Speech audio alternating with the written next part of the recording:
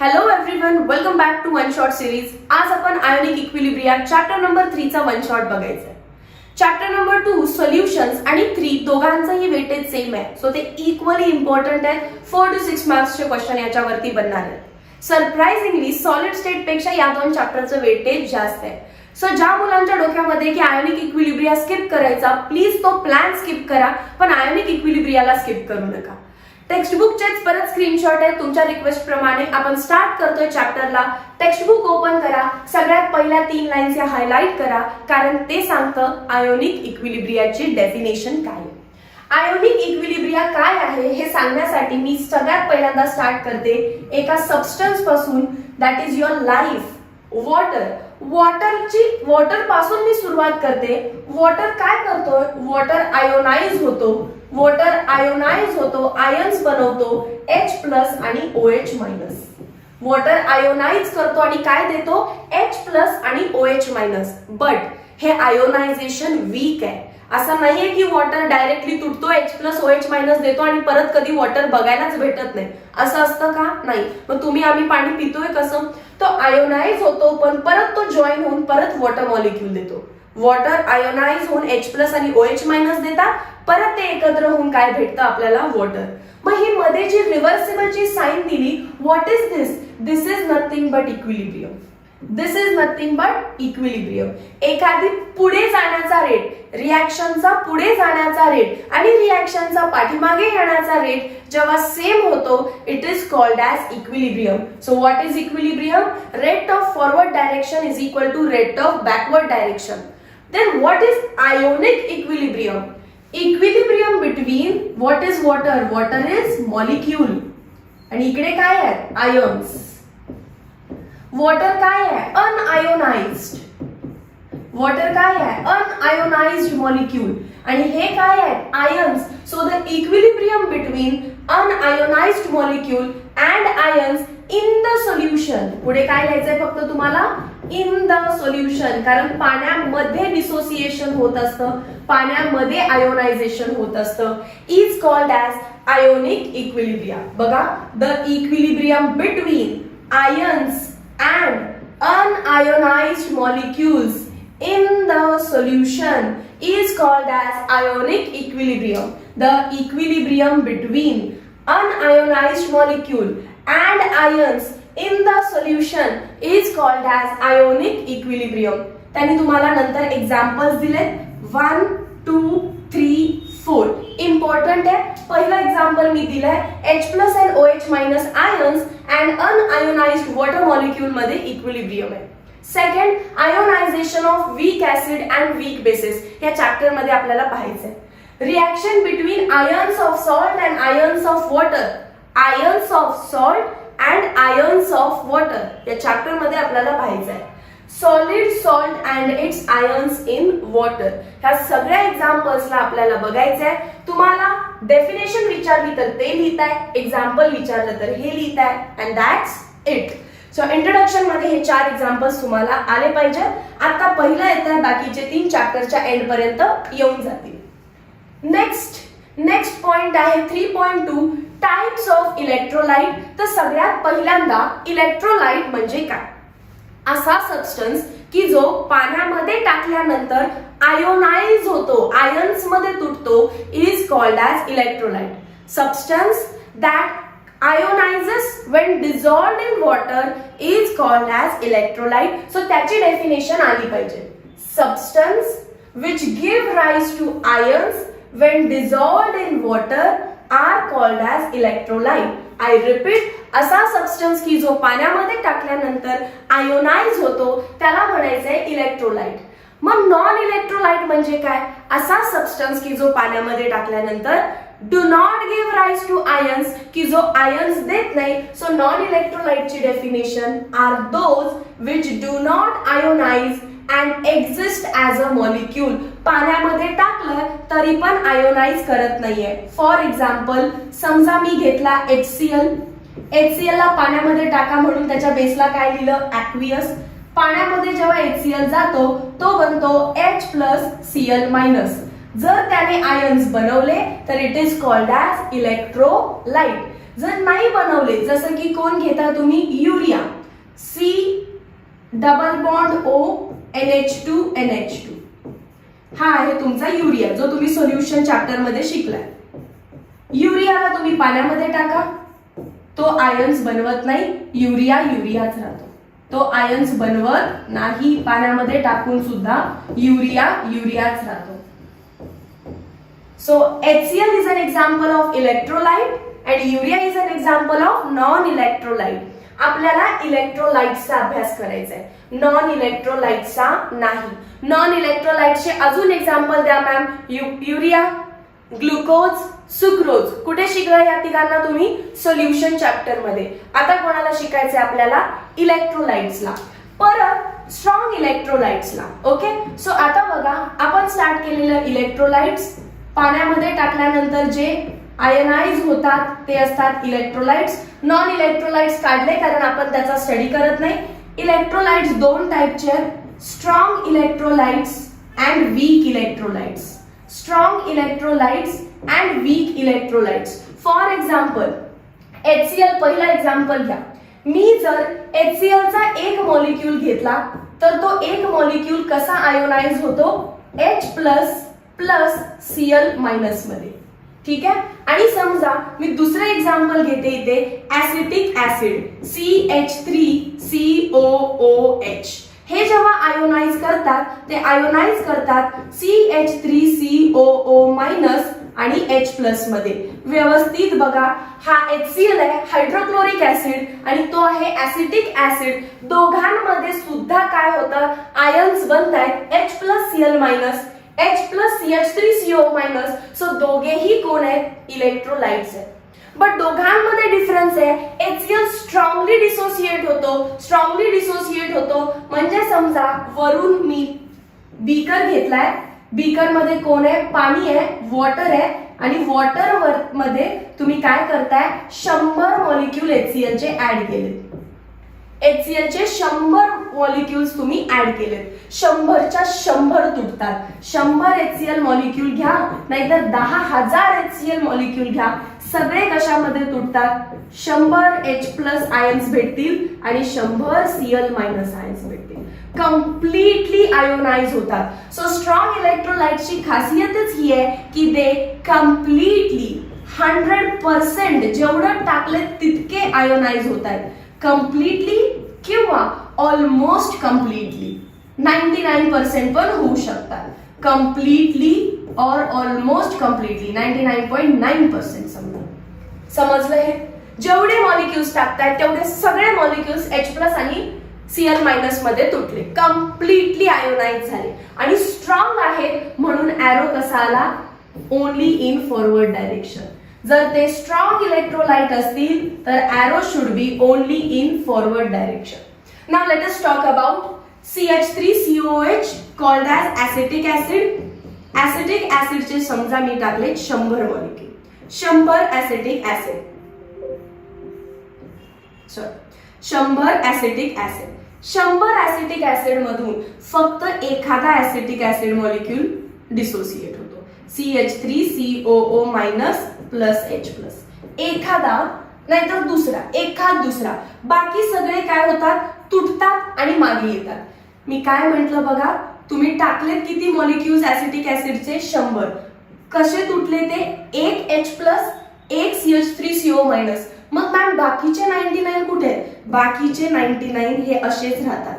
CH3COH तुटून परत मागे येतात आणि 99 राहतात असे ऍज इट इज मॉलिक्यूल, आणि एखाद दुसरा तुटतो त्याच्या आयन्स मध्ये. सो समजलं? मग यांचं डिसोसिएशन कम्प्लीट आहे का? नाही, यांचं डिसोसिएशन पार्शियल आहे. यांचं डिसोसिएशन पार्शियल आहे. आता डेफिनेशन बघा. Electrolytes are classified into strong electrolytes and weak electrolytes on extent of ionization. ते किती आयोनाइज करतायत? 100% केलं तर स्ट्रॉंग, आणि अगदी 1-2%, 0.1% केला तर पार्शियल. एक्सटेंट, प्रमाण. Strong electrolytes are those that completely or almost completely ionize करतात, आणि weak electrolytes कोण आहेत?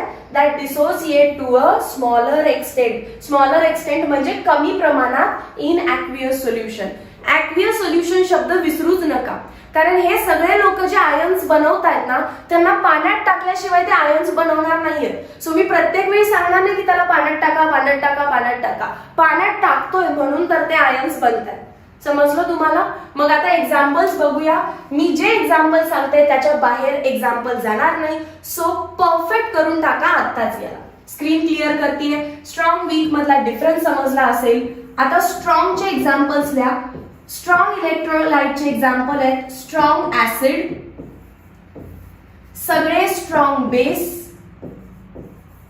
सगळे स्ट्रॉंग ऍसिड, सगळे स्ट्रॉंग बेस आणि सॉल्ट.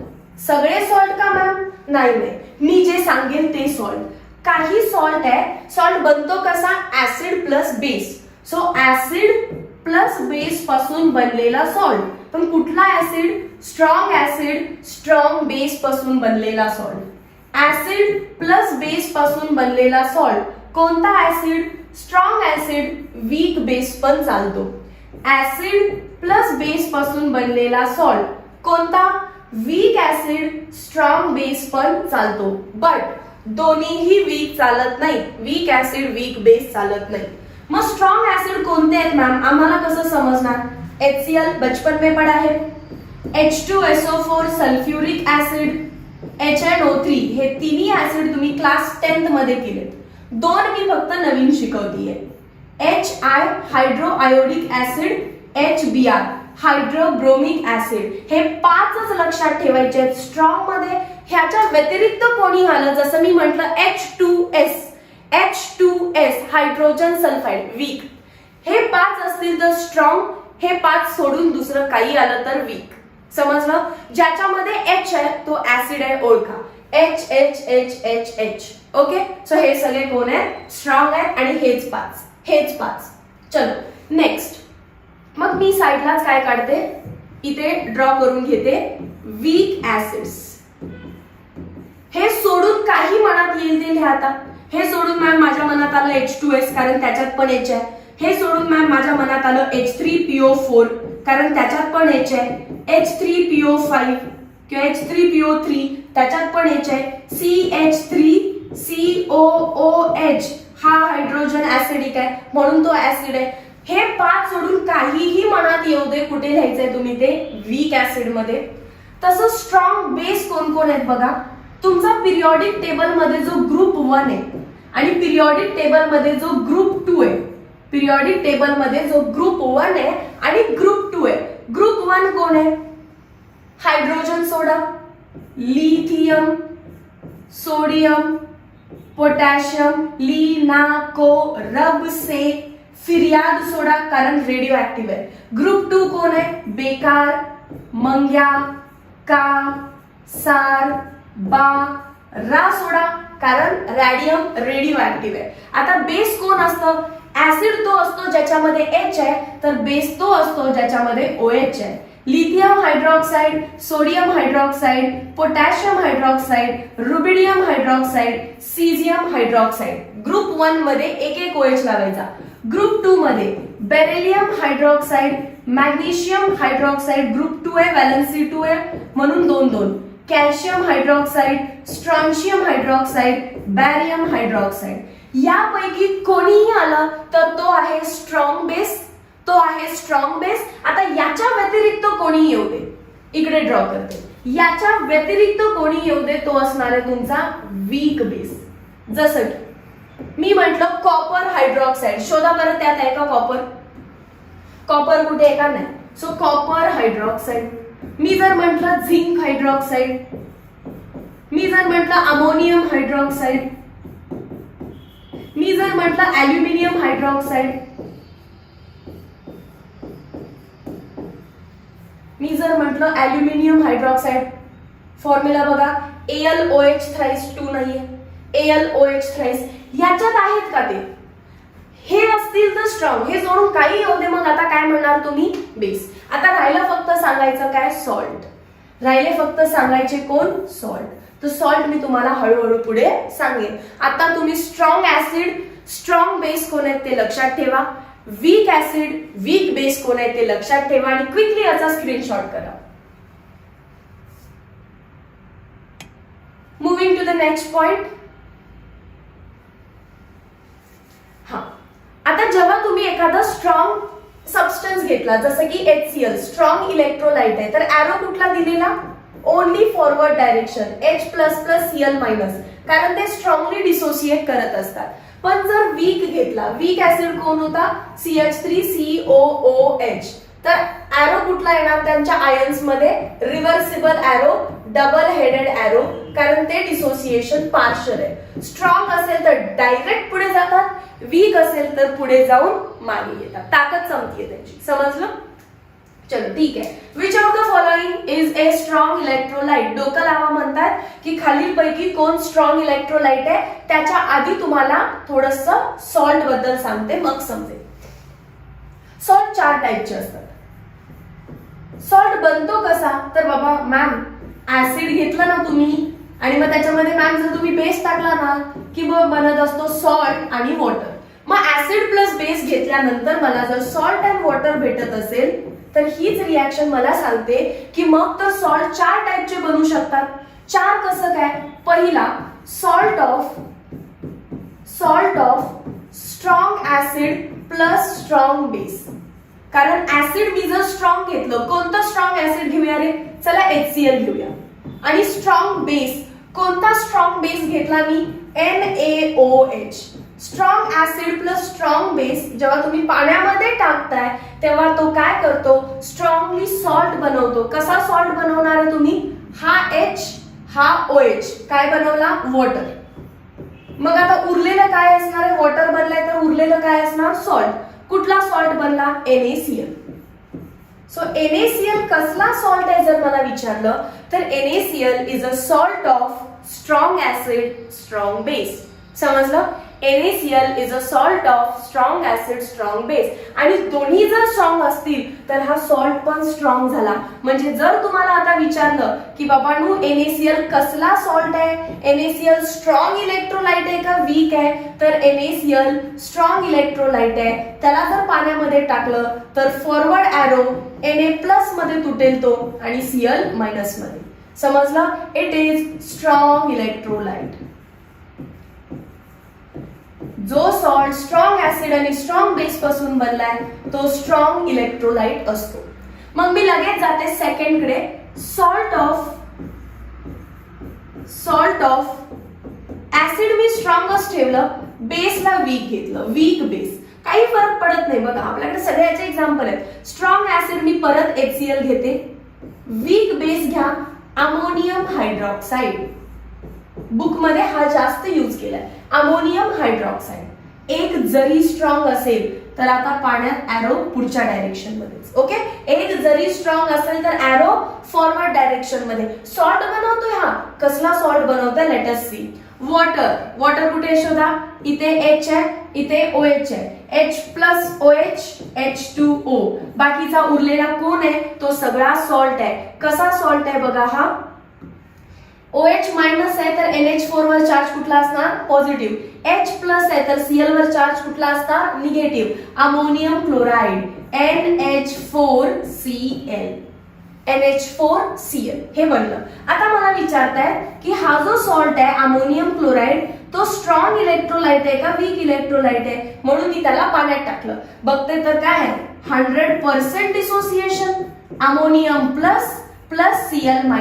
मग मला समजलं की हा सॉल्ट आहे. हा सॉल्ट बनलाय कोणापासून? जर याच्यामध्ये Cl आहे याचा अर्थ हा HCl पासून बनलाय. जर एक जरी कोण स्ट्रॉंग असेल तर तो सॉल्ट कसा असतो? Strong electrolyte. तर तो सॉल्ट कसा झाला? Strong electrolyte. So salt of strong acid weak base is a strong electrolyte. Next example घेऊया, थर्ड कॅटेगरी घेऊया. सॉल्ट ऑफ कोण घेणार आहे आपण आता? वीक ऍसिड, ऍसिडला वीक करा प्लस स्ट्रॉंग बेस, पण बेसला स्ट्रॉंगच ठेवा. एक्झाम्पल घ्या आता त्याच्यामध्ये. वीक ऍसिड कोणीही घ्या जे तुम्हाला आवडेल ते घ्या. Acetic acid CH3COOH. हा तर तुम्ही लक्षात ठेवताच आहे. आणि समजा आता कोणाला असं झालं असेल की मॅम मला जरा जड होतं ऍसिटिक ऍसिड म्हणायला किंवा लिहायला, तर तुम्ही HF घ्या. तर तुम्ही HF घ्या. Weak acid plus strong base NaOH, तर लक्षात राहीलच, बचपन वाला आहे वो. HOH शोधा, त्याच्यामध्ये कुठे H आहे कुठे OH आहे. इथे H आहे इथे OH आहे, काय बनला HOH, that is water, plus हे काय आहे NaF. सो हा बनला तुमचा सॉल्ट उरलेला. मग विचारतील की NaF कसला सॉल्ट आहे. NaF जर सॉल्ट असेल त्याला पाण्यामध्ये टाका, तो स्ट्रॉंग इलेक्ट्रोलाइट आहे का वीक आहे. एक जरी कोण स्ट्रॉंग असेल, स्ट्रॉंग बेस, तरी तो स्ट्रॉंगच असणार आहे. Na प्लस मध्ये तुटेल 100%, F मायनस मध्ये तुटेल 100% डिसोसिएशन.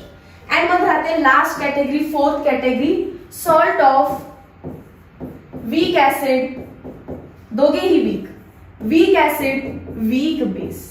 वीक ऍसिड आता लक्षात ठेवलाय तुम्ही, वीक ऍसिड कोण आहे आपला HF. वीक बेस कोण आहे ammonium hydroxide. Weak acid HF, weak base कोण आहे अमोनियम हायड्रॉक्साइड. चला आता याच्यातला H याच्यातला OH काय बनवेल वॉटर. मग सॉल्ट कोण असणार ammonium fluoride, NH4 plus F minus, आणि उरलंय कोण वॉटर. उरलंय कोण वॉटर. आता मला विचारणार तो जो अमोनियम फ्लोराइड आहे बाबा त्याच्याबद्दल सांगा.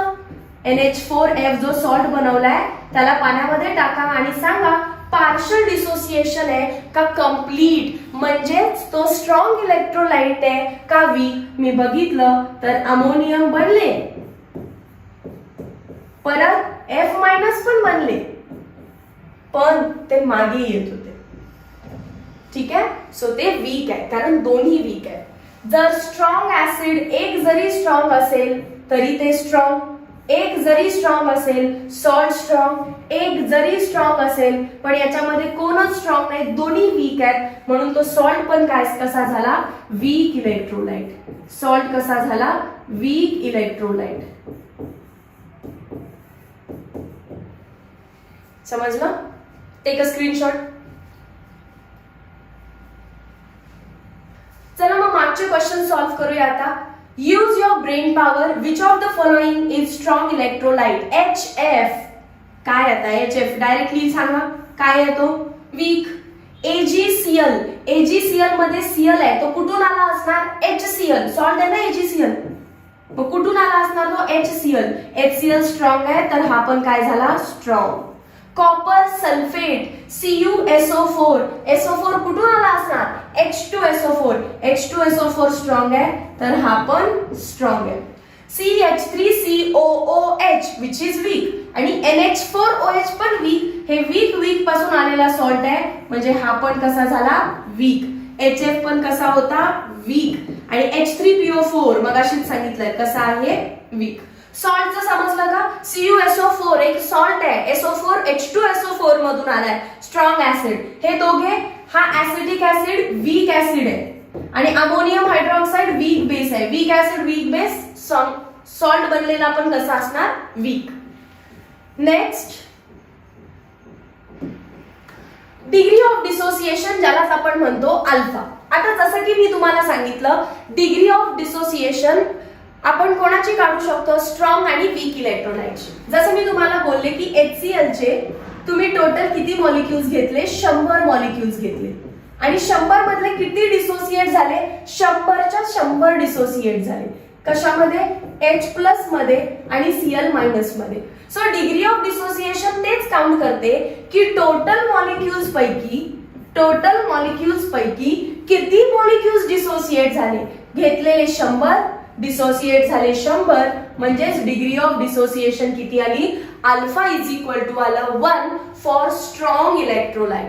Strong electrolyte. पण जर वीक घेतलं असतं तुम्ही HF घेतलं असतं तर double headed arrows H plus plus F minus. घेताना भले मी 100 मॉलिक्यूल घेतले असते पण 100 डिसोसिएट होतात का एखाद दुसरा डिसोसिएट होतो. यातला एखादा मॉलिक्यूल H प्लस आणि F मायनस बनवतो, बाकीचे 99 इकडे ऍज इट इज राहतात. So alpha is equal two molecules होते किती टोटल 100, त्यापैकी डिसोसिएट किती झाले 1 1 + 1 2 करू नका. किती HF डिसोसिएट झाले 100 होते एक तुटला त्याने H आणि F बनवला, बाकीचे 99 इथेच आहेत, म्हणजे एक तुटलाय. सो 1/100 म्हणजे 10 to the power -2 म्हणजे ज्याला तुम्ही 0.01 म्हणताय. ओके, सो बघा वीक इलेक्ट्रोलाइट साठी alpha is less than 1. Weak electrolyte साठी अल्फा इज लेस दॅन 1 आणि स्ट्रॉंग इलेक्ट्रोलाइट साठी अल्फा इज इक्वल टू 1. समजलं? आता तुम्हाला जास्तीत जास्त यात विचारतील पर्सेंटेज अल्फा. पर्सेंटेज अल्फा म्हणजेच काय, आलेल्या आन्सरला 100 ने मल्टिप्लाय करायचं. पर्सेंटेज अल्फा म्हणजे आलेल्या आन्सरला 100 ने मल्टिप्लाय करायचं, मग पर्सेंटेज निघतं. डेफिनेशन बघा आता, किंवा डेफिनेशन वाचून घ्या, मी फॉर्म्युला वाचते. Alpha is defined as number of moles of electrolyte. इथं फक्त काय करायचं डेफिनेशन मध्ये, number of moles of electrolyte dissociated per unit total number of molecules. Formula पण पार्ट, डेफिनेशन पण part. Number of moles of electrolyte dissociated per unit total number of molecules. आणि percent dissociation काढायचं असेल तर alpha into 100. समजलं? त्यानंतर ही line highlight करा. C alpha हे काय आहे? C alpha equilibrium concentration. What is equilibrium concentration? थोड्याच वेळात तुम्हाला समजेल, तेव्हा तुम्हाला माहिती असलं पाहिजे की मगाशी मॅमनी काहीतरी सांगितलेलं की concentration at equilibrium is equal to C alpha असतं. सी अल्फा असतं. Okay, equilibrium concentration C alpha असतं. लेट अस सी काय. 3 सायंटिस्ट होते, अरेनियस, लॉरी ब्रॉन्स्टेड आणि लेवाइस किंवा लेविस. आता या 3 सायंटिस्टने आपापले डेफिनेशन दिले ऍसिड कसा ओळखायचा आणि बेस कसा ओळखायचा. So let us have a look. Acids and bases, काही ऍसिड्स अँड बेसेस जे नॅचरली प्रेझेंट आहेत ते मी हायलाइट केले, ते तुम्हाला माहिती पाहिजे. ऍसिटिक ऍसिड व्हिनेगार मध्ये असतं, सायट्रिक ऍसिड लेमन मध्ये असतं, टार्टारिक ऍसिड टॅमरिन मध्ये असतं, लॅक्टिक ऍसिड मिल्क मध्ये असतं, मॅग्नेशियम हायड्रॉक्साइड अँटा ऍसिड मध्ये असतं आणि अमोनिया हाऊसहोल्ड क्लिनिंग मध्ये यूज केलं जातं. हे समजलं? आता next, Arrhenius theory of acid. आता 3 सायंटिस्ट मध्ये पहिली थेरी आहे अरेनियसची. सिंपल मराठीत सांगते, त्याच्यानंतर तुम्ही हे सगळं रीड करून घ्यायचंय. अरेनियस म्हटले असा सबस्टन्स की जो पाण्यामध्ये टाकल्यानंतर H+ देतो त्याला ऍसिड म्हणायचं. असा सबस्टन्स की ज्याला पाण्यामध्ये टाकल्यानंतर जो H+ देतो त्याला ऍसिड म्हणायचं. मग त्यांच्यानुसार बेस कोण असणार? असा सबस्टन्स की जो पाण्यामध्ये टाकल्यानंतर OH- आयन्स देतो त्याला म्हणायचं बेस. बघा, पहिला ते तुम्हाला विचारतील ऍसिडची डेफिनेशन काय. सबस्टन्स विच कंटेन हायड्रोजन, की ज्याच्याकडे हायड्रोजन आहे, and give rise to H+ आणि H+ आयन्स देतो इन ॲक्वियस सोल्युशन, म्हणजे when dissolved in water. Okay, example HCl मध्ये H आहे, तो पाण्यात टाकले की H+Cl- देतो. ऍसिटिक ऍसिड मध्ये H आहे, हा बनतो H+ आणि हा बनतो ऍसिटेट आयन. ओके, हे तुम्हाला आता माहिती आहे. फॉरवर्ड एरो का दिलाय आणि इथं बॅकवर्ड का दिलाय. HCl स्ट्रॉंग आहे, ऍसिटिक ऍसिड वीक आहे. Arrhenius describes H+ ions in water as bare ions. According to Arrhenius, जेव्हा HCl ला पाण्यामध्ये टाकलं किंवा कुठल्याही ऍसिडला पाण्यामध्ये टाकलं की त्यानं काय दिलं पाहिजे? H+ आयन्स दिले पाहिजे, प्लस अजून काय दिलं पाहिजे? Cl- आयन दिलं पाहिजे. पण H+ म्हणजे काय? हायड्रोजनकडे एकच इलेक्ट्रॉन असतो, तो एक इलेक्ट्रॉन जरी त्याने दुसऱ्या कोणाला दिला तर उरलं काय त्याच्याकडे? ठेंगू, काहीच नाही उरलं. म्हणजे फक्त आत न्यूक्लियस मध्ये एक प्रोटॉन, हायड्रोजनच्या न्यूक्लियस मध्ये एक प्रोटॉन असतो आणि बाहेर आउटर मोस्ट मध्ये असतो एक इलेक्ट्रॉन. न्यूट्रॉन पण नसतो बिचाराकडे. सो हा जर इलेक्ट्रॉन आपण कोणाला दिला, तर उरलं काय रे? फक्त त्याच्याकडे प्रोटॉन. म्हणजे H+ काय आहे? प्रोटॉन आहे, गरीब आहे, तो बेअर आयन आहे, तो बेअर आयन. मग हा असा एकटा राहू शकत नाही प्रोटॉन पाण्यामध्ये. तो काय करतो? तुम्ही त्याला पाण्यामध्ये टाकलं ना तर पाण्याच्या मॉलिक्यूल सोबत बघा तो H+ वॉटरच्या आयन सोबत मिक्स होतो, वॉटर सोबत मिक्स होतो आणि काय बनवतो? H3O+. Water plus H+ gives H3O+. आणि आता ते म्हणाले की हा H3O+ ला हायड्रोनियम आयन म्हणायचं. तसं अरेनियस थेरी मध्ये फक्त यावर हाच क्वेश्चन येईल. Define acid, so substance that have H hydrogen and that gives rise to H plus ions in aqueous solution are called as acid. Example HCl, example acetic acid. मग तुम्ही बेसला substances that have OH minus and give rise to OH minus ion when dissolved in water are called as Arrhenius bases. हे कशासाठी सांगितलं? फक्त MCQ साठी. H3O plus चं नाव विचारतात ते काय आहे? Hydronium ion. नेक्स्ट बघा, बेसला डिफाइन करा. Base is a substance that contain OH group, ज्याच्यामध्ये OH आहे and produces OH minus ions, म्हणजेच that give rise to OH minus ions when dissolved in water. पाण्यात टाकल्यानंतर ते OH मायनस आयन्स देतात. आता एक्झाम्पल्स मी परत सांगत नाही, तुम्हाला माहिती आहे सोडियम हायड्रॉक्साइड स्ट्रॉंगली डिसोसिएट करतो, अमोनियम हायड्रॉक्साइड वीकली डिसोसिएट करतो. सो तुम्हाला डेफिनेशन एक्झाम्पल आलंच पाहिजे, लास्टला आले पाहिजेत लिमिटेशन्स. बघ, आपल्याकडे आहे अमोनिया. अमोनियाला म्हणतात बेस, बट याच्याकडे OH आहे का?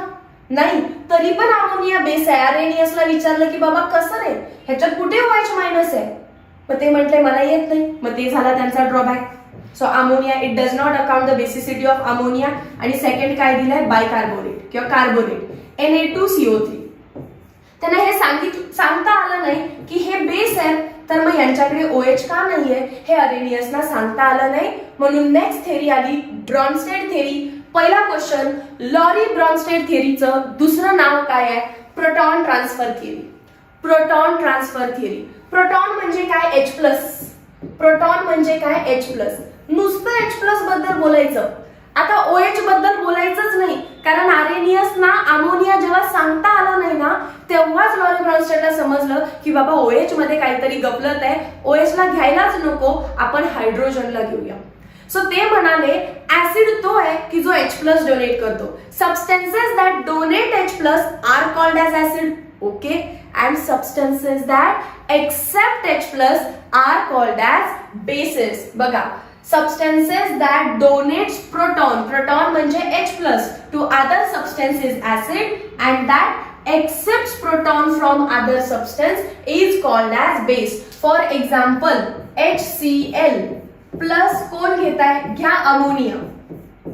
HCl कडे H आहे तर तो डोनेट करणार आणि अमोनिया काय करणार? त्याला एक्सेप्ट करणार. HCl कडे H आहे म्हणून त्यांनी डोनेट केलं म्हणून तो ऍसिड आहे. कोणाला डोनेट केलं? अमोनियाला. नायट्रोजनच्या डोक्यावरती एक असते लोन पेर. सो लोन पेर आहे म्हणजे निगेटिव्ह चार्ज आहे म्हणून H प्लस तिकडे गेलाय आपला, उगाच नाही गेला तो. लोन पेर म्हणजे इलेक्ट्रॉन्स आहेत. जेव्हा हायड्रोजनला दिसलं तिकडे इलेक्ट्रॉन्स आहेत तो तिकडे गेला. ज्याने H ला घेतलं तो बेस, ज्याने दिलं तो ऍसिड. काय बनणार आहे हे? मग NH3 होता, NH4 प्लस बनला आणि कोण झालं? Cl minus. आणि कोण बनला? Cl minus. सो हे झालं लॉरी ब्रॉन्स्टेड ऍसिड आणि बेसच्या डेफिनेशन. लॉरी ब्रॉन्स्टेड ऍसिड बेसच्या कन्सेप्ट मधून अजून एक नवीन कन्सेप्ट आली, कॉन्जुगेट ऍसिड अँड बेस. हा जर तुमचा ऍसिड 1 असेल तर या साइडला बघा असं कोण आहे रे की जो H प्लस देऊ शकतो? हे काय? नायट्रोजनवर 4 हायड्रोजन आहेत तर तो हायड्रोजन देऊ शकतो. म्हणजे हा पण काय झाला तुमचा? जो हायड्रोजन देतो तो झाला ऍसिड. पण ऍसिड म्हटलं तर कन्फ्यूज होईल म्हणून याला म्हटलं ऍसिड 1 आणि याला म्हटलं ऍसिड 2. जो हायड्रोजन घेतो त्याला बेस म्हटलेलं. याने हायड्रोजन दिला तर कोण घेईल? Cl मायनस घेईल. ज्याच्यावर निगेटिव्ह चार्ज आहे तोच तर H प्लस घेणार आहे. त्याने घेतला, जो H घेतो त्याला म्हणतात बेस. बेस कन्फ्यूज होईल. सो हा बेस 1 आणि हा बेस 2. आता काय झालं बघा, ते म्हणाले याचे पेअर्स लावा. हा ऍसिड 1 आणि त्याचा बेस कोण असणार आहे तिकडे? बेस 2. ऍसिड आणि बेस यालाच म्हटलं कॉन्जुगेट ऍसिड. जर ऍसिड असेल तर हा त्याचा कॉन्जुगेट बेस, जर हा बेस असेल तर हा त्याचा कॉन्जुगेट ऍसिड. ही ऍसिड बेसची पेअर लावली. आणि इथे पण सिमिलरली इकडचा बेस आणि तिकडचा ऍसिड या ज्या पेअर्स आहेत यांना म्हटलं conjugate acid base pairs. Conjugate acid base pairs. आणि हे तुम्हाला क्वेश्चन बँक मध्ये व्यवस्थित समजेल. आता पण समजलं असेल. आणि main important, conjugate acid base पेअरला जर तुम्ही बघितलं तर त्यांच्यामध्ये फक्त डिफरन्स असतो डिफर बाय H प्लस. बघा जरा पेर बघा कोणाकोणाची आहे. मॅम पेर आहे HCl ची आणि कोणाची आहे HCl आणि मॅम तिकडे आहे काहीतरी Cl मायनस. मग दोघांमध्ये फरक काय आहे HCl, तिकडे फक्त Cl. डिफरन्स आहे फक्त या H प्लसचा, डिफरन्स आहे फक्त या H चा, H प्लसचा. दुसरं काय आहे रे बाबा पेर? Ma'am ammonia. ओके चल ठीक आहे. आणि तिकडे काय आहे मॅम NH4 प्लस आहे. मग मला सांगा NH3 आणि NH4 मध्ये फक्त डिफरन्स कशाचा आहे? एका हायड्रोजन प्लसचा, एका प्रोटॉनचा. So acid and a base pair that differs by a proton is called as conjugate acid base pair. Acid and a base pair that differ by only proton is called as conjugate acid base pair. Take a screenshot. झालं असेल screenshot. Now let us move. तुम्हाला असे काही examples देतील आणि ते तुम्हाला म्हणतील की कॉन्जुगेट ऍसिड बेस पेअर बनवा. तुम्ही बघायचं या साईडला HCl आहे, H काढलं तर काय बनेल? Cl minus. सो HCl आणि Cl मायनस झालं कॉन्जुगेट ऍसिड बेस पेअर. इकडे वॉटर आहे, वॉटर मधून H काढा किंवा वॉटरला H द्या. काय बनलं इकडे? वॉटरला H दिलाय, H3O plus, conjugate acid base pair. So दोघांमध्ये फक्त डिफरन्स असणार आहे एका H प्लसचा, एका प्रोटॉनचा. लेविस म्हटले बाबा ना मी H बद्दल बोलणार ना मी OH बद्दल बोलणार, मी बोलणार आहे लोन पेअर बद्दल. जो लोन पेअर देतो तो बेस, जो लोन पेअर घेतो तो acid. So any species that accept, हे सगळं काढा, याच्या ठिकाणी लिहा lone pair. Substance that accepts lone pair are called as acid and substance that donates lone pair are called as base. फक्त कोण काय करतंय हे तेवढं लक्षात ठेवा. जसं की नायट्रोजन ज्याच्यावर लोन पेअर आहे तो डोनेट करणार म्हणून अमोनिया बेस आहे. ठीक आहे. आणि AlCl3, ॲल्युमिनियम एक मेटल आहे, मेटलकडे असतं वॅकंट ऑर्बिटल. वॅकंट ऑर्बिटल रिकामं घर, त्या रिकाम्या घरामध्ये त्याला इलेक्ट्रॉन्स घ्यायला आवडतात. तो इलेक्ट्रॉन एक्सेप्ट करतो. जो लोन पेअर एक्सेप्ट करतो तो काय असणार आहे? आपला ऍसिड. समजलं? एनी सबस्टन्स की ज्याच्यावरती लोन पेअर आहे, वॉटर, सो वॉटर ऍसिड सारखं सुद्धा काम करू शकतो. ठीक आहे. ऍज वेल ऍज तो बेस सारखं पण काम करतो. ऍसिड का रे? कारण त्याच्याकडे हायड्रोजन आहे म्हणून तो ऍसिड सारखं काम करतो. Y base? कारण त्याच्याकडे लोन पेअर आहे, तो लोन पेअर डोनेट करू शकतो. सो तो बेस सारखं पण काम करतो, तो ऍसिड सारखं पण काम करतो. समजलं? एखादा सबस्टन्स ऍसिड ऍज वेल ऍज बेस दोन्ही सुद्धा असू शकतं. त्यालाच आपण काय म्हणतो? अँफोटेरिक नेचर इन डिटेल आपल्याला बघायचंय. पण तुम्हाला अरेनियस थेरी समजली का? सबस्टन्सेस की जे पाण्यात टाकल्यानंतर इम्पॉर्टंट आहे, कारण ते फक्त ऍक्वियस सोल्युशन बद्दल बोलत होते. जो H प्लस देतो तो ऍसिड, जो OH मायनस देतो तो बेस. मग त्यांना विचारलं अच्छा मग सांगा बरं अमोनिया बेस आहे, त्यात कुठे OH आहे? मग ते शांत झाले. मग आले लॉरी ब्रॉन्स्टेड. लॉरी ब्रॉन्स्टेड म्हटले जो H प्लस देतो तो ऍसिड, जो घेतो तो बेस. मग त्यांच्या थेरीमध्ये अमोनिया काय होतं? अमोनियाकडे होती लोन पेअर. आणि जर ज्याच्याकडे लोन पेअर आहे तर तो काय करेल? प्रोटॉनला घेईल, H प्लसला घेईल. असं बघत होतो ना आपण. येस. मग उलट बघा ना, याचा अर्थ तो त्याला लोन पेअर देतोय आणि त्याच्याकडून प्रोटॉन घेतोय. फक्त बघण्याचा नजरिया वेगळा आहे. जो लोन पेअर देतोय तोच प्रोटॉनला सुद्धा घेत असतो. याचा अर्थ लेविसची थेरी अगदी करेक्ट होती की जे लोन पेअर देत आहेत त्यांना बेस म्हटलं पाहिजे. ठीक आहे. मग मॅम जसं आरएनएसचा ड्रॉबॅक आहे तसं लॉरी ब्रॉन्स्टेडचा पण काही ड्रॉबॅक आहे का? हा, लॉरी ब्रॉन्स्टेडचा पण ड्रॉबॅक आहे. आपण घेतलाय का इथे? नाही घेतलेला. चला लॉरी ब्रॉन्स्टेडचा ड्रॉबॅक काय आहेत बघा. त्यांना विचारलं AlCl3 हा ऍसिड आहे. तुमच्या थेरीनुसार जो H प्लस देतो तो ऍसिड आहे, याच्याकडे कुठे H प्लस आहे? पण त्याचा आन्सर तर कोणी क्लिअर केलं? लेविसने क्लिअर केलं. त्याच्याकडे वॅकंट ऑर्बिटल आहे. जे लोन पेअर घेतात ते सुद्धा ऍसिड असतात. सो या तिन्ही concept goes hand in hand आणि मग आपण एखादा सबस्टन्स ऍसिड आहे का बेस आहे का न्यूट्रल आहे ओळखू शकतोय. सिमिलरली इथे एक्झाम्पल जे दिलंय BF3, बोरॉनकडे पण काय असतं? वॅकंट ऑर्बिटल असतं. सो ते त्याच्यामध्ये लोन पेअर एक्सेप्ट करून घेतात. Let us move to next. हे तुम्हाला विचारतील all Bronsted bases. Bronsted bases कोण? ब्रॉन्स्टेड बेस आहे अमोनिया. ब्रॉन्स्टेड बेस कोण आहे? अमोनिया. का? त्याच्यावरती आहे लोन पेर. तो लोन पेर आहे म्हणून काय घेतो? H+ घेतो. So all Bronsted bases are also Lewis bases. तो लेविस बेस आहे, तो लोन पेर देतोय आणि मग प्रोटॉन घेतोय. सो हा लेविस बेस पण आहे आणि ब्रॉन्स्टेड बेस पण आहे. लॉरी ब्रॉन्स्टेड बेस पण आहे आणि लेविस बेस पण आहे. So all Bronsted bases are Lewis bases, but उलट नाहीये. All Bronsted acids are not Lewis acids.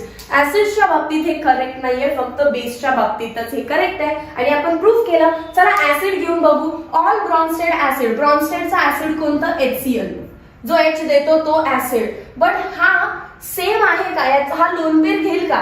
H आणि Cl कोणाकडेही वॅकंट ऑर्बिटल नाहीये, सो कोणी सुद्धा लोन पेर घेणार नाहीये. ते फक्त काय करतील? H+ ला डोनेट करतील. H+ ला डोनेट करतील. लोन पेरला घेणार नाही. So they are only Bronsted acid, but they are not Lewis acid. चलो let us move ahead. Next आहे amphoteric nature of water. As I told you, water कडे हायड्रोजन आहे, सो तो H दुसऱ्याला डोनेट करू शकतो, OH- NH4+, किंवा तो दुसऱ्याकडून H घेऊ पण शकतो, H3O+, Cl-. It act as acid as well as base. दिला तर ऍसिड सारखं काम करतो, घेतला तर बेस सारखं काम करतो. सो तुम्हाला विचारतील water act as acid with what? It act as acid with अनादर बेस. दुसरा बेस जर त्याच्या सोबत असेल तर तो ऍसिड सारखं काम करतो. जर त्याच्या सोबत कोण ऍसिड असेल तर स्वतः तो बेस सारखं काम करतो. आणि मग त्याचं नेचर कसं आहे म्हणतो आपण एम्फोटेरिक. क्वेश्चन बँक बघायची आहे. क्वेश्चन बँक मध्ये याचा आन्सर कसं लिहायचंय ते व्यवस्थित एक्सप्लेन केलं. Next, ionisation of acids and bases. हे मी तुम्हाला आधीच सांगितलं, सो मी इथे आता टाइम वेस्ट करत नाही. स्ट्रॉंग ऍसिड्स असतील HCl, स्ट्रॉंग बेस असतील तर फॉरवर्ड एरो दाखवायचा, कारण ते स्ट्रॉंगली डिसोसिएट करतात. वीक ऍसिड असतील किंवा वीक बेस असतील तर ते बॅकवर्ड पण रिॲक्शन देतात. सो डबल हेडेड एरोज द्यायचे. त्याने एक्झाम्पल दिलेत बघा. HCl, HNO3, H2SO4, HBr, HI are strong acids. NaOH, KOH यापेक्षा जास्त दिलेत मी तुम्हाला. Acetic acid HF, H2S. आता जे इथं नाही ते सगळे ऍसिड तिकडे, जे इथं नाही ते सगळे बेस त्या साईडला. समजलं? हे तर आपलं ऑलरेडी झालंय. त्याच्यानंतर डिसोसिएशन कॉन्स्टंट काय आहे हे इम्पॉर्टंट आहे. याचं डेरिव्हेशन सुद्धा येऊ शकतं. आपण कोणताही एक वीक ऍसिड कन्सिडर करूया. कोणता वीक ऍसिड कन्सिडर करूया? HF. तर HF ला जेव्हा आपण पाण्यात टाकू तेव्हा तो काय करेल? रिव्हर्सिबल म्हणजे इक्विलिब्रियम वाला एरो H+ देईल ऍक्वियस सोल्युशन मध्ये, ऍज वेल एज Cl- देईल ऍक्वियस सोल्युशन मध्ये. जी रिॲक्शन इक्विलिब्रियम मध्ये असते त्याला काही ना काहीतरी इक्विलिब्रियम कॉन्स्टंट असतो, K इक्विलिब्रियम. जी रिॲक्शन इक्विलिब्रियम मध्ये असते त्याला काही ना काहीतरी कॉन्स्टंट असतो, K इक्विलिब्रियम. जो कसा लिहिला जातो? Concentration of products. जेवढे प्रोडक्ट आहेत त्या सगळ्यांचं कॉन्सन्ट्रेशन अपॉन जेवढे रिॲक्टंट आहेत तेवढ्या सगळ्यांचं concentration. So concentration of H+Cl- upon HCl. पण या केसमध्ये जर तुम्ही घेतलेला ऍसिड आहे तर याच कॉन्स्टंटचं नाव चेंज होतं आणि त्याला आपण म्हणतो Ka. त्याला आपण म्हणतो Ka. It is dissociation constant of weak acid. कुठे? हा, dissociation constant of weak acid. Dissociation constant of weak acid. Similarly मी जर समजा कोणता बेस घेतला, कोणता बेस घेऊया आपण? तुम्हाला माहितीये वीक बेस आहे अमोनियम हायड्रॉक्साईड. पाण्यामध्ये टाकला की तो काय देतो? वीक असल्यामुळे इक्विलिब्रियम अमोनियम प्लस OH-. जिथे इक्विलिब्रियम आहे तिथे असतो कॉन्स्टंट. बेस आहे म्हणून फक्त लिहिला KB. वरती काय आहे? Concentration of products. प्रोडक्ट 2 आहेत, जेवढे असू देत मल्टिप्लाय करत राहायचं पुढे फक्त, डिवायडेड बाय रिॲक्टंट. रिॲक्टंट कोण आहे? Ammonium hydroxide. This is how Ka is written, this is how Kb is written, and it is called as dissociation constant of weak base. This is called as dissociation constant of weak acid. इथे फक्त त्यांनी reaction घेताना general reaction घेतली आहे. Ha हा एक acid आहे तर तो H+ आणि A- देईल, आणि BOH समजा जर बेस आहे तर तो B+ आणि OH- देईल. हे कसं असणार? H into A upon HA, BOH upon BOH. समजलं काय आहे? डिसोसिएशन कॉन्स्टंट आहेत. कोणाचे? काही वीक ऍसिड्स आहेत आणि वीक बेसेसचे आहेत. चला मग पुढे जाऊया. Ostwald dilution law. अरेनियस म्हणाले जे पाण्यामध्ये टाकल्यानंतर H+ देतात त्याला ऍसिड म्हणायचं. मग ते किती ऍसिडिक आहे हे ऑस्टवर्डने सांगितलं. पाण्यामध्ये टाकल्यानंतर जे OH देतात ते बेस आहेत, मग ते किती बेसिक आहेत, म्हणजेच क्वांटिटेटिव्ह रिलेशन दिलं. ऍसिड आहेत का बेस आहेत हे राहू दे, किती ऍसिडिक आहेत किती बेसिक आहेत हे सांगायचं काम करतं ऑस्टवर्ड डायल्युशन लॉ.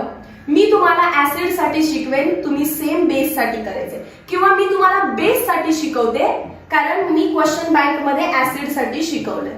ठीक आहे, क्वेश्चन बँक बघायचे. क्वेश्चन बँक मध्ये मी ऍसिड साठी शिकवलंय. Consider a weak base. सगळ्यात पहिल्यांदा पहिली लाईन हीच पाहिजे. Consider a weak base BOH. तर तो कसा आयोनाइज करेल? B+ aqueous and OH- aqueous.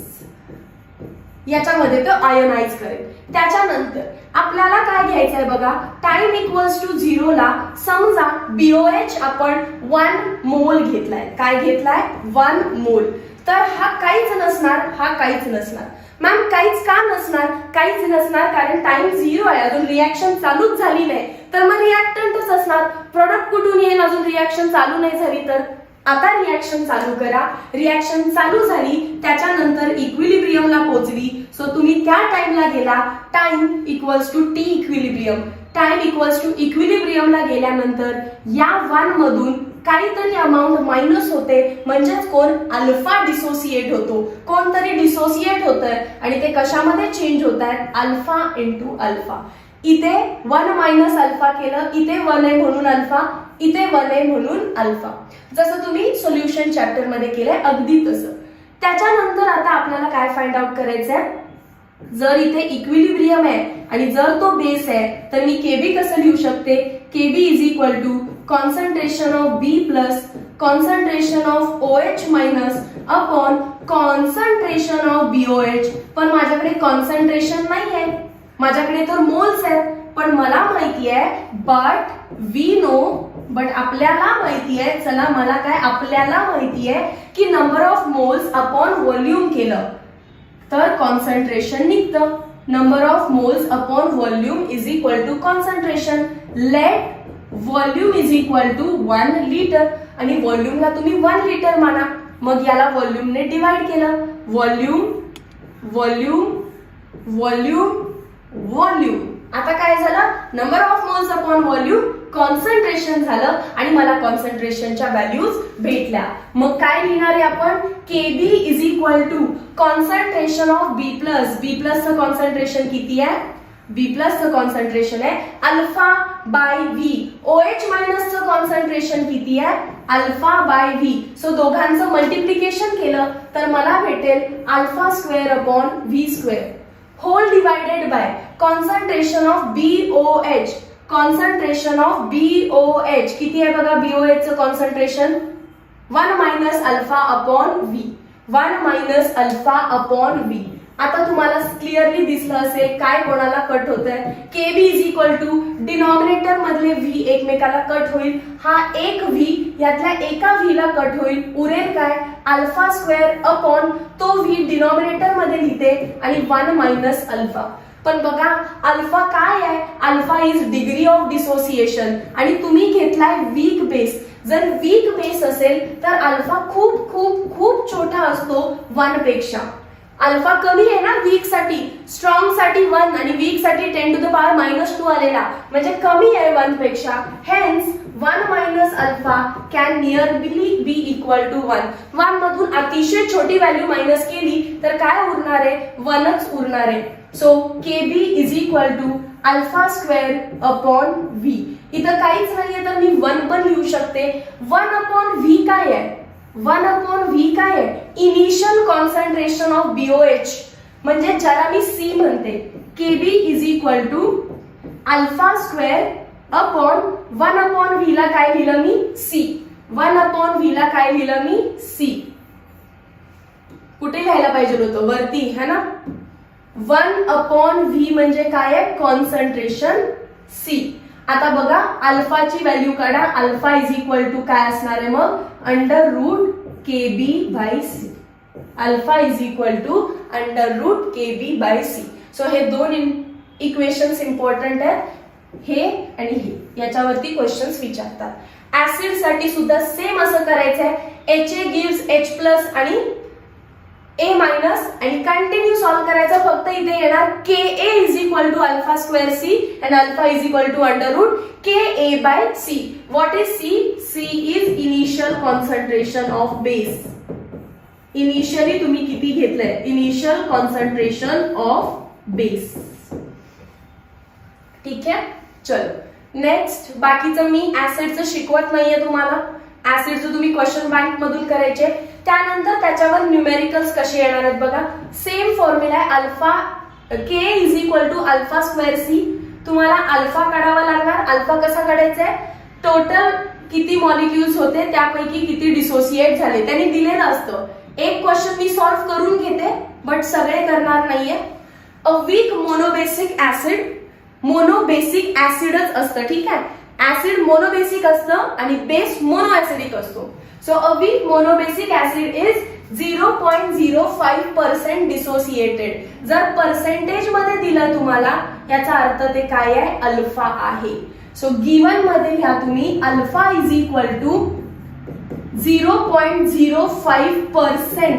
Percent नको असेल तर त्याला 100 नी डिवाइड करा. 100 नी डिवाइड केलं तर आन्सर येणार 0.05 इंटू 10⁻². अजून डेसिमल शिफ्ट करा. 5 इंटू 10⁻⁴. हे आलं अल्फाची व्हॅल्यू.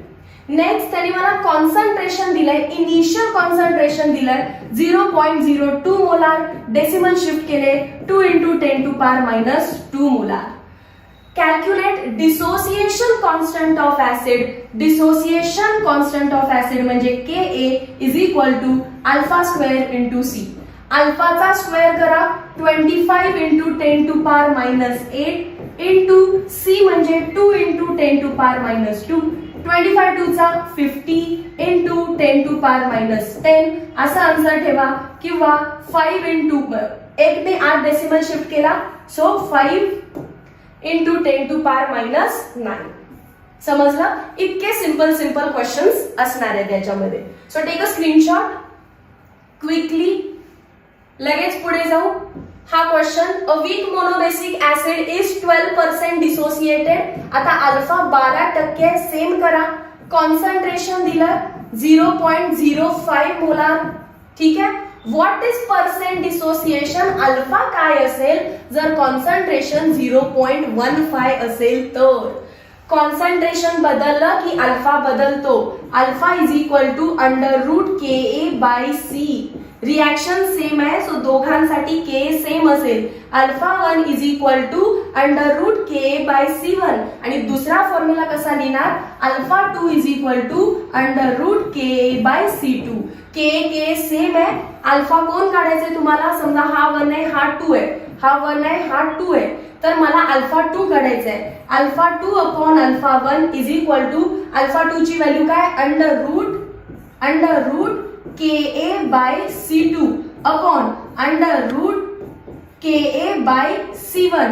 रूटला रूट कॅन्सल होईल, इरेजच करून टाकते. रूटला रूट कॅन्सल होईल, K ला K कॅन्सल होईल, हा K कॅन्सल, हा K कॅन्सल.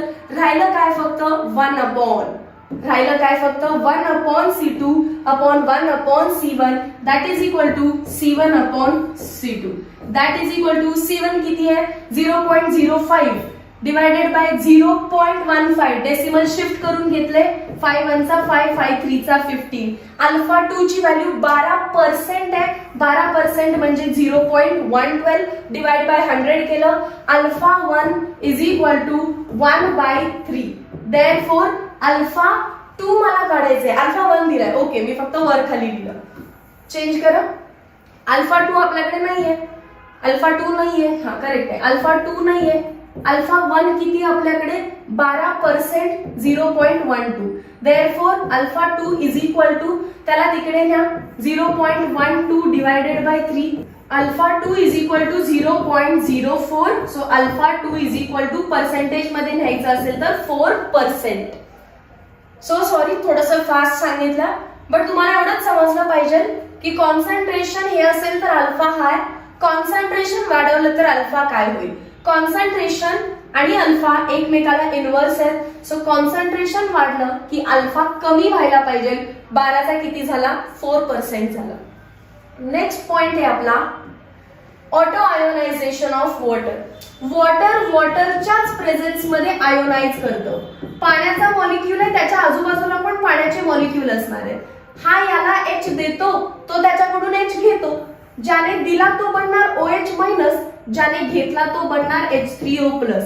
याला म्हणायचं ऑटो आयोनायझेशन ऑफ वॉटर. ही रिॲक्शन फार इम्पॉर्टंट आहे. वॉटरच्या बाजूला वॉटर काढला, एक हायड्रोजन देतो आणि दुसरा हायड्रोजन घेतो. ज्याने घेतला तो बनला H3O+, ज्याने दिला तो बनला OH-.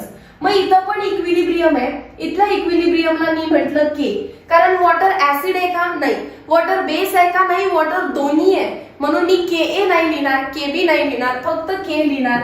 आणि फॉर्म्युला काय आहे आपला, concentration of OH-, concentration of H3O+ upon concentration of water 2 वेळा आहे. वॉटर 2 वेळा आहे तर मी डायरेक्टली काय करते, स्क्वेअर. पण तुम्हाला माहिती असेल concentration of pure water is constant. Concentration of water is 55.5 molar which is constant value. आणि कॉन्स्टंट आहे तर मी त्याला म्हणते K'. स्क्वेअर केला तरी पण तो कॉन्स्टंट असणार आहे. मग माझं इक्वेशन कसं झालं, K is equal to concentration of OH- concentration of H3O+ upon K'. आता हा K' जर या साईडला शिफ्ट केला तर काय येणार, एकत्रच लिहिते बघा, K into K' is equal to concentration of OH- upon into concentration of H3O+. But a constant into a constant is a new constant. Water आहे म्हणून W लावला, KW is equal to concentration of OH minus concentration of H3O+. Final equation फार important आहे because KW is called as ionic product of water. नाव लिहून घ्या, आता मला सापडत नाहीये ते कुठे स्क्रीनवरती. ionic product of water. So तुम्हाला विचारतील write ionic product of water, तर तुम्ही ते इक्वेशन द्यायचं आणि म्हणतील derive ionic product of water, तर हे आहे त्याचं डेरिव्हेशन. घ्या स्क्रीनशॉट करून, पटकन घ्या स्क्रीनशॉट करून. नेक्स्ट पीएच स्केल बघा. पीएच ची डेफिनेशन दिली सॉरेन्सन नावाच्या सायंटिस्टने. ते म्हटले negative logarithm to the base 10 of H+ ion concentration is called as pH. आणि पीओएच ला ते म्हणाले negative logarithm to the base 10 of OH- concentration is called as pOH. तुम्हाला डेफिनेशन विचारतात, सायंटिस्ट कोण आहेत, सॉरेन्सन. पीएच म्हणजे काय म्हटले, negative logarithm to the base 10 of concentration of H+. and pOH काय आहे, can be defined as negative logarithm to the base 10 of OH minus concentrations, and these are the formulas in front of you. pH ची scale कुठून कुठेपर्यंत असते, अगदी लहान असल्यापासून शिकतोय आपण. 1 पासून 7 is acidic in nature, exactly 7 is neutral in nature, and 7 to 14 is basic in nature. So this is the scale of pH, 1 to 14. pH ची स्केल कुठून कुठेपर्यंत आहे, 1 to 14. Relation between pH and pOH, दोघांच्या मधलं relation find out करूया. आताच मी तुम्हाला दोघांच्या definition सांगितले, याचं तुम्हाला डेरिव्हेशन विचारतात. मी क्वेश्चन बँक मध्ये पण सॉल्व्ह केलं, इथे पण सॉल्व्ह करून दाखवते. स्टार्ट करायचंय. We know KW is equal to, आताच आपण KW काढला, concentration of H3O+ into concentration of OH-. But आपल्याला हेही माहिती आहे बरं का, मी सांगायचं विसरले असेल, सॉरेन्सन नावाच्या सायंटिस्टने स्टडी केला आणि ही फाउंड आउट KW ची व्हॅल्यू आहे 1 × 10⁻⁻14. मग दिलेल्या इक्वेशनला लॉग घ्यायचंय बट ऑन बोथ साइड. कसला log? Negative log to the base 10 of KW. हे लिहा तिथे, taking negative logarithm on both side. हे झालं असं. हे काय होणार? Minus log to the base 10 concentration of H3O+, म्हणजेच H+ आहे, प्लस लॉग घेतलं मल्टिप्लिकेशन असेल तर काय होतं? Plus negative logarithm to the base 10 of OH-. पण आता थोड्या वेळापूर्वी आपण बघितलं negative logarithm to the base 10 of H3O+. H3O+ म्हणजेच काय असतं? H+ is pH and negative logarithm to the base 10 of OH- is POH.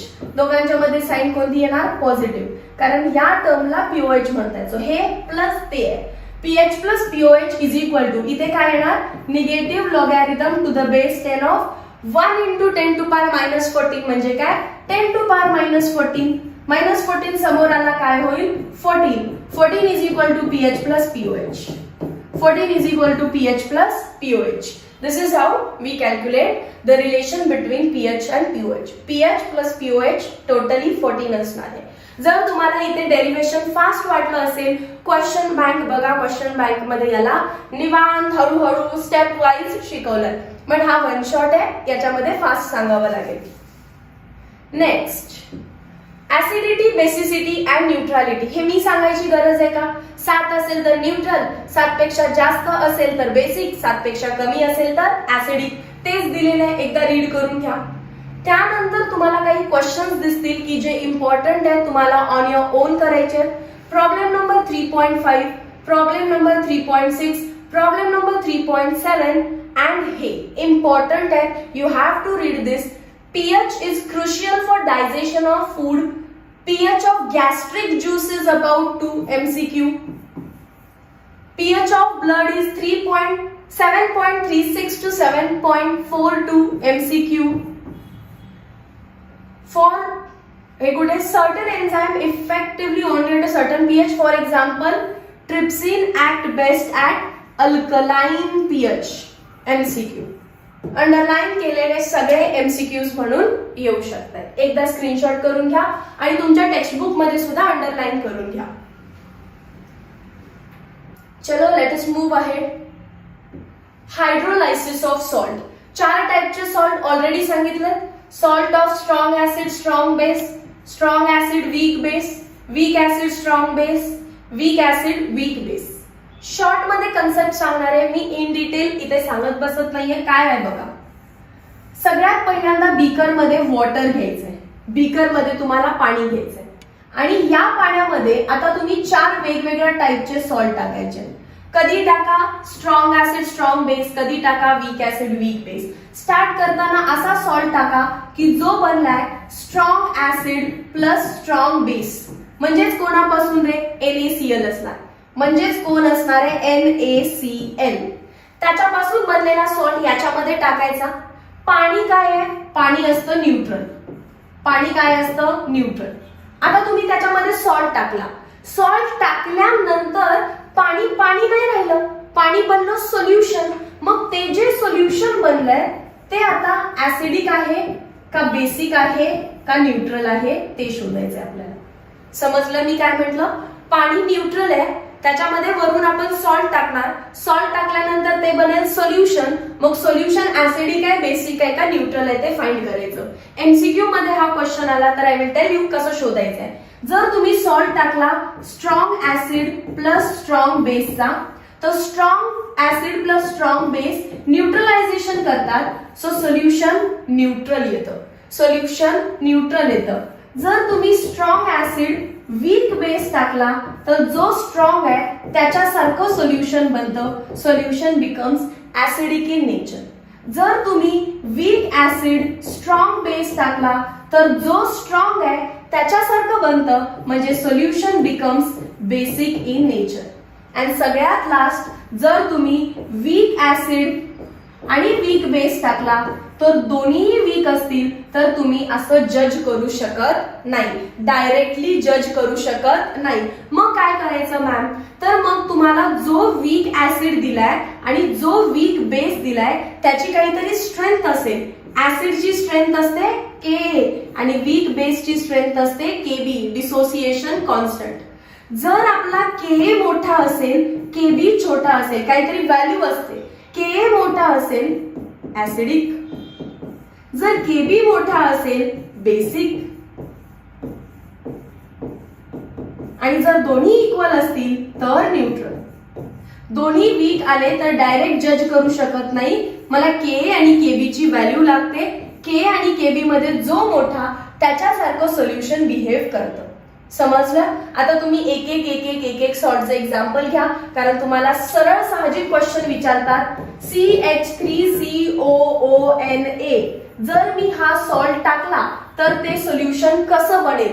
तर पहिला तर समजलं पाहिजे की सॉल्ट मध्ये जो हा Na आलाय तो Na आला असणार आहे NaOH which is a strong base, आणि स्ट्रॉंग बेस मधून आलाय म्हणजे सोल्युशन कसं असणार आहे आपलं? Basic in nature. सोल्युशन कसं असणार आहे? Basic in nature. Fraction of seconds मध्ये आन्सर आपण सांगू शकतो. मग hydrolysis of salt is defined as hydrolysis. याला सगळ्याला हायड्रोलायसिस म्हणायचं म्हणजे काय? A reaction in which cation or anion or both the ions of salt react with ions of water to produce acidity, basicity or even sometimes neutrality. Okay, तुम्ही जेव्हा salt टाकताय त्या सॉल्टचा cation किंवा anion या पाण्याच्या cation आणि anion सोबत react करतात such that the solution becomes acidic, basic or sometimes neutral. Take a screenshot.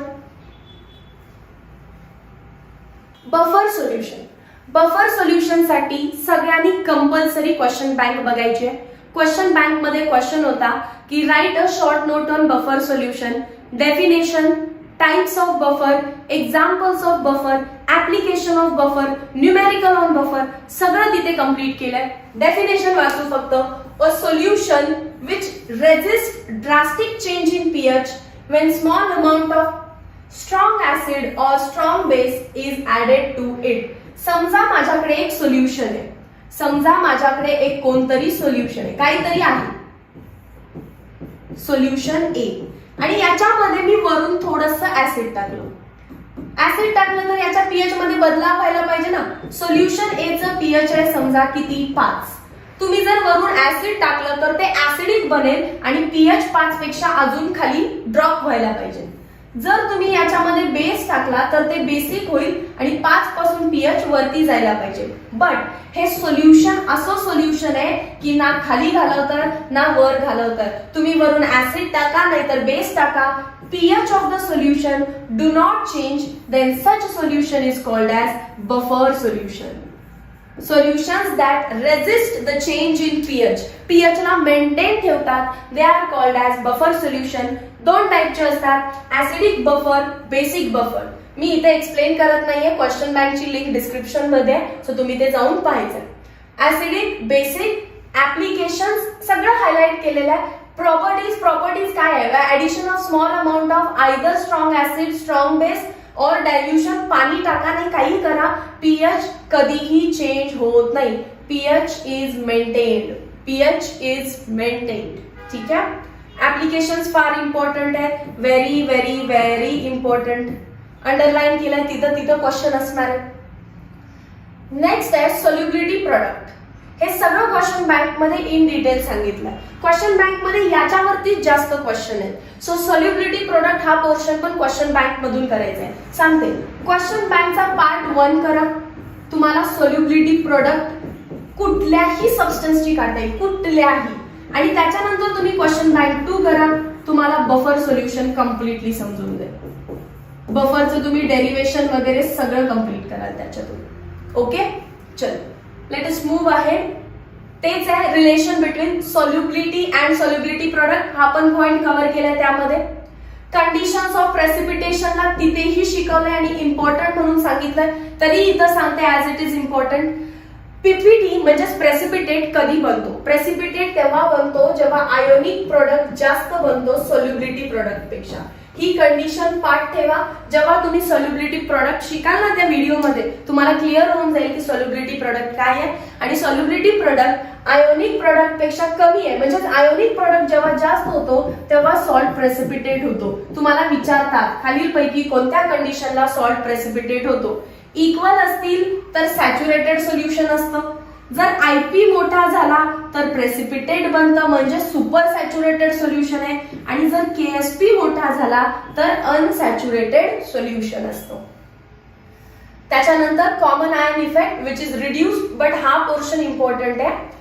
The common ion effect states that ionization of a weak electrolyte. तुमचा वीक इलेक्ट्रोलाइट आधीच कमी ionise करतोय. घ्या एक्झाम्पल CH3COOH.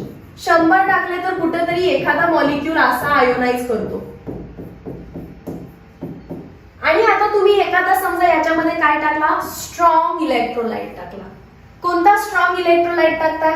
CH3COONA. हा strong आहे कारण हा Na कुठून आला असतो? NaOH मधून. तर हा स्ट्रॉंग आहे तर कसा आयोनाइज करेल? CH3COO- आणि Na+.